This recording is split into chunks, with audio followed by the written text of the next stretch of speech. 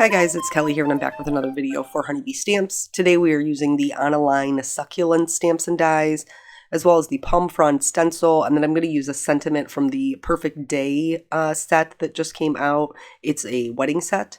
So one of the cards is going to be a little bit more clean and layered. One of them is going to be a bit more clean and simple. I will be honest and tell you that I'm a little particular about my clean and layered. I don't really like a lot of busy going on. And so when I was doing my stenciling, I chose to go about halfway down the card with my ink blending so that I would still have some open blank space. So I chose some greens. I'm using Twisted Citron, Mowed Lawn, and pine needles. And I just thought the palm frond would be a really good fit for the idea of these kind of vines growing down to just add some more color and make it a little bit more interesting. This is my base layer, so I'm keeping it pretty light, and then I will add a heavier application of ink once I put my stencil down. I do like to blend out my distress inks 2 times, so I start with my lightest color, go out to my darkest, and then from my darkest back into my lightest. Sometimes I just use the leftover ink on my foam pad to blend it out, and sometimes I do pick up more color. It just depends on what my card needs. Here, I'm going to go ahead and lay the stencil down. I will tell you, in case you don't watch my videos, that I have repositional adhesive on the back of this. So that's why I don't have to use anything to hold it down and it's staying in place. I do this with pretty much all my stencils, and I use Tembo Mono Multi-Glue to get that done. So with that in place, I'm just going to continue to add the same color inks in the same order in order to get my stencil down there, and the tone on tone will be a lot more subtle.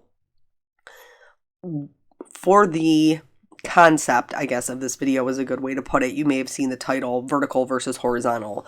I think a lot of times when we see a stamp set, we see it just one way, and we don't take the time to kind of play around with it and see what else we can do with it.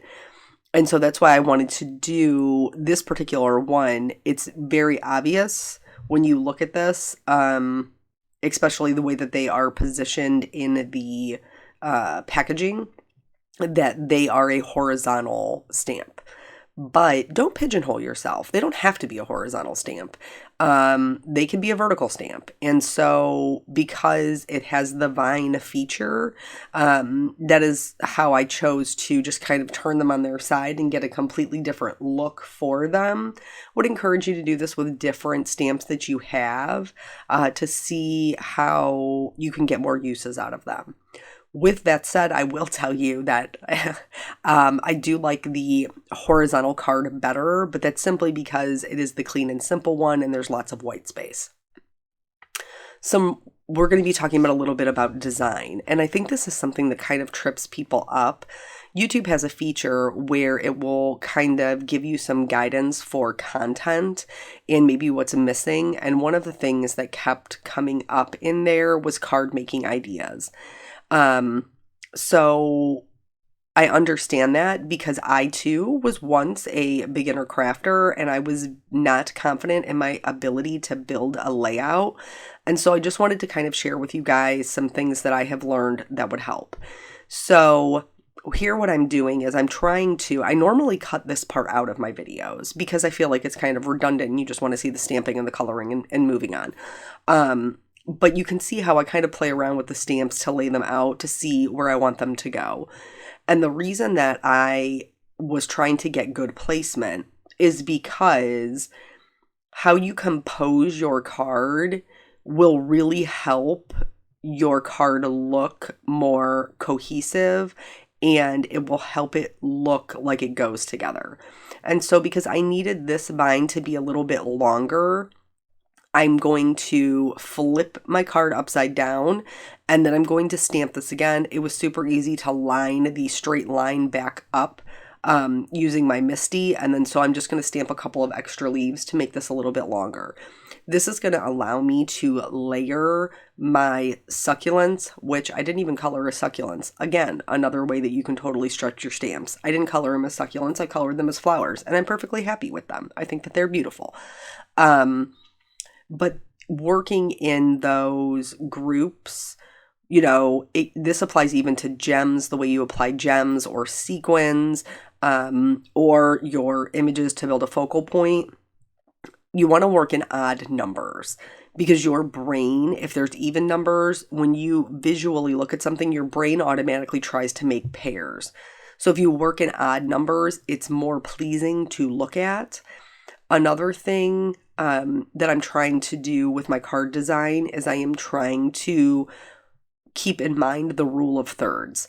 If you don't know what that is, that's no big deal. So basically, if you look at your card or any other design project you would be working on, and you break it up into a grid, which is 9 even squares, all the points where those squares intersect are sweet spots. And it gives your design movement, it gives it a good flow, and it makes it look more composed. So when I am building my cards, I am trying to keep that in mind. Now, typically, I'm more of a bottom right sweet spot person, and you'll see that in multiple of my card designs, I gravitate towards the bottom right. But in this case, I went towards the top left. With those vines coming down, it's going to pull the eye down to that sentiment. So you're leading your viewer's eye around your card and making it more enjoyable to look at. With the Clean and Simple card, I put my succulents on the line right across my top third and my bottom third. And again, this is going to give me a more pleasing look, a more balanced design. I hope that makes sense. Here, I just wanted to show you with the Copic coloring, I'm going to color right over these distress inks. Years ago, I had somebody, I saw multiple people who were like, don't color over inks, it can clog your tips. This is something that you can do kind of at your own risk, I guess. I'm not calling those people liars. I'm just saying that I've been coloring over distress inks for years, like upwards of 5 years, and I've never had an issue. I've never had it clog my tips. I've never had there be a problem with my markers afterward. So I'm just going to color right over this distress ink. Is this green going to tint my coloring? 100%. Yes, absolutely. But this particular succulent that is stamped down flat is meant to be in the background, so I'm not real concerned about that. If you wanted it to be clean and bright like the other ones, I would suggest masking it or die cutting that one as well, so that you have 3 die cuts that you glue down instead of just my 2. For the coloring, I just picked some colors that I thought would be kind of bright and fun, and then I went with it. I mean, I like color variation, and there's 2 different kinds of styles of greenery in these particular areas. So I chose to go with the bulk majority of it as this yellow-green, and then I did add in some teal. And then for my succulents, which I've turned into flowers, I am going to use pink, purple, and yellow. And all of those just kind of in the same bright colors. I typically work with 4 colors with my Copic coloring. This is probably overkill for an image this small. So you could definitely get away with 3 colors, a light and a medium and a dark. If you are like, nah, 3's too many, that's fine too. Just go with a light and a dark, close enough that they'll blend together. Like I certainly wouldn't go with my RV02 and my RV69, which are my lightest and darkest colors in this particular combination. But I could probably do an RV02 and then add in the RV09 and work that to blend. Because with Copics, they are transparent and your lighter colors will lift your darker colors. So you can make that blend. You would just need to be very careful about bleeding, because the more ink that you put on the paper and the more that it soaks up, the more likely you are to have bleeding outside of your lines, and that can be problematic, especially if you're not super comfortable with your Copics. So yeah, just when you're building your design, like I said, I'm typically a bottom right. Does that mean a lot of my cards have the same composition? Yes, it does. 100%. There's also nothing wrong with creating a center focal point. A center focal point is pretty much a fail-safe. Like, it's never going to look bad if you put it in the center. It just might not have as much movement as you would want. There's a lot of crafters, that are like big name, it sounds so silly. Big name crafters.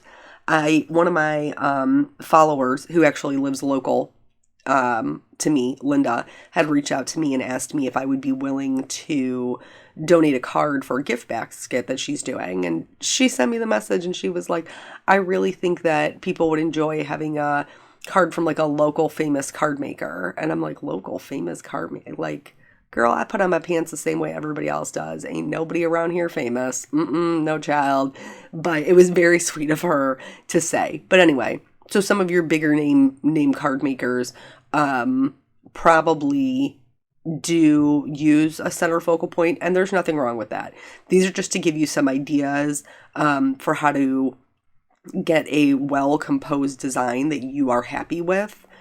And I've seen a lot of people who, talk about, what is it called now? Because I've been so out of the challenge game for so long.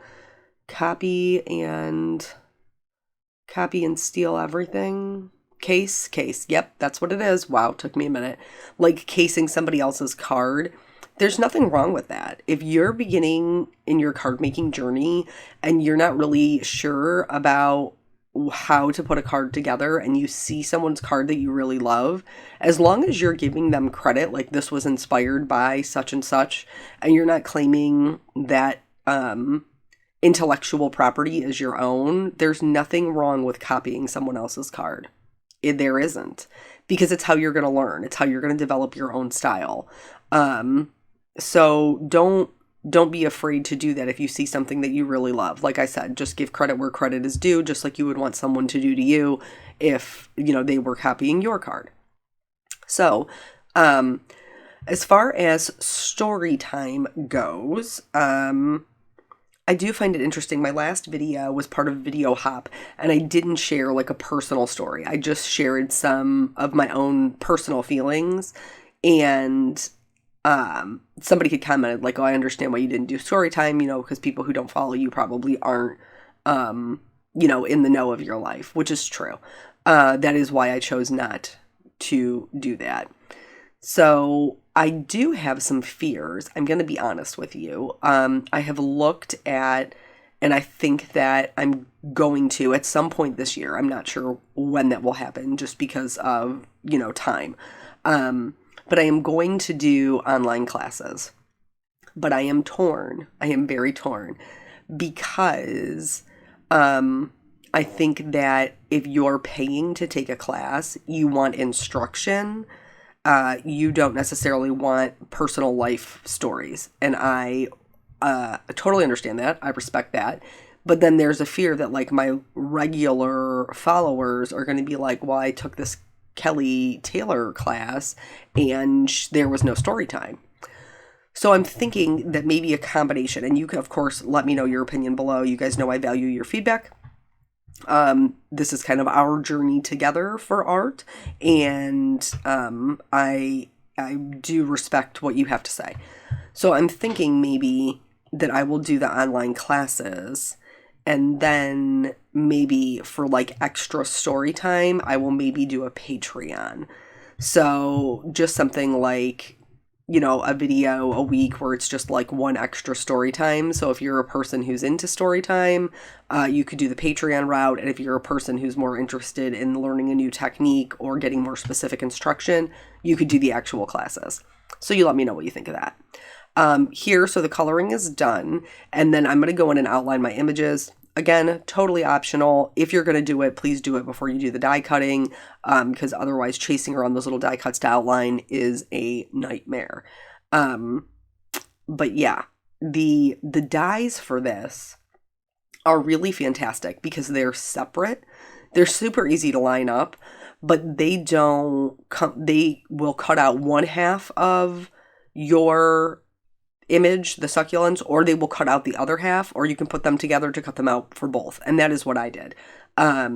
But I love these kinds of dies where you can cut out one or the other because it gives you a lot of versatility with being able to stamp this and then maybe pop up a whole panel where have just one side of it cut out. And it just, I just feel like it makes it more versatile when you can do it that way, where one is flush on your, card still and one portion is cut out. Because they are two different pieces, though they don't connect. And so there's a very thin piece of cardstock that remains in between them. I just went in with my scissors and clipped that off. These stamps are like the line is meant to go all the way across for a A2 size card vertically in portrait.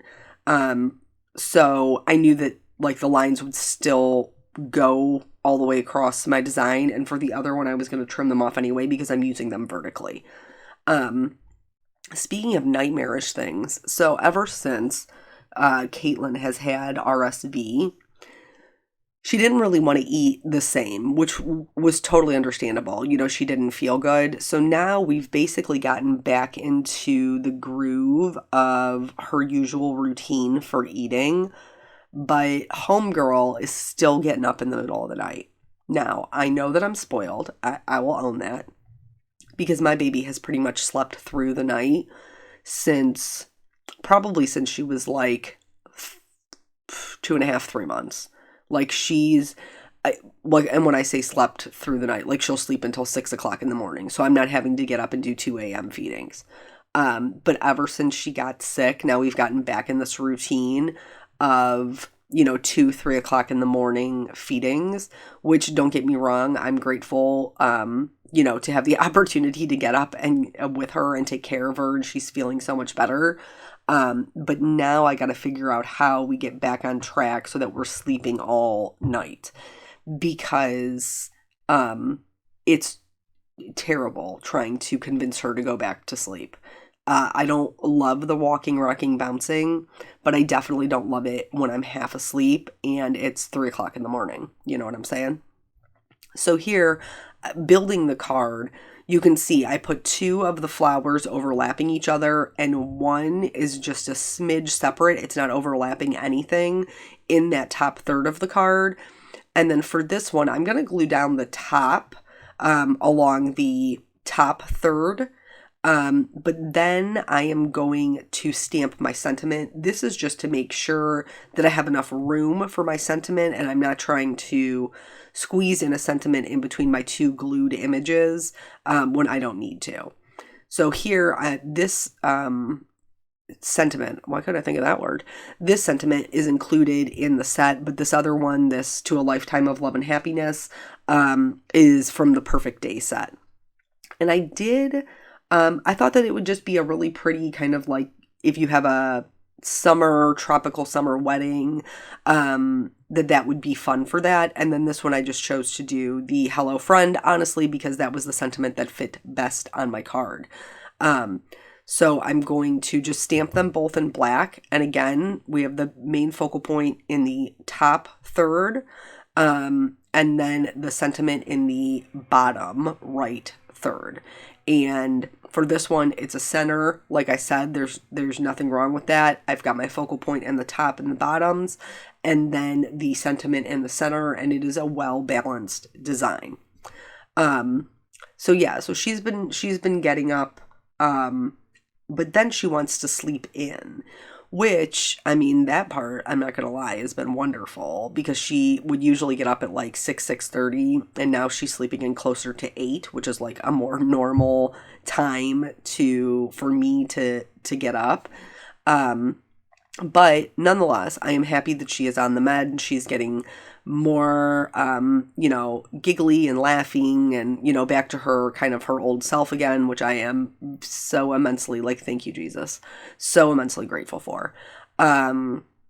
So we just, this whole week, like, even though I have taken her to daycare so that I could work some, I'm just kind of letting her do her thing as far as getting up.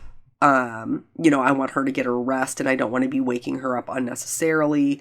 So we've just been kind of trying to wake her maybe like in 10-15 minute increments a little earlier, and then, you know, getting her to bed that way. There, what you saw me doing was taking the Copic markers and just coloring that white outline, because I don't love when you can see it. That's not news to any of you. Here I am using the clear gemstones to accent my sentiment. It was just a little empty, and again, you can see I'm working in those odd numbers. And I did on this card as well. So the wedding card has 5, the other card also has 5, and then I'm just adding some clear shimmer onto what are now flowers instead of succulents, and that's it. That's both cards. So I hope that you learned a little something about card design. I hope that maybe that will help you when you are putting together and composing your own cards. Thank you guys so much for joining me, and I will catch you on the next video. Bye.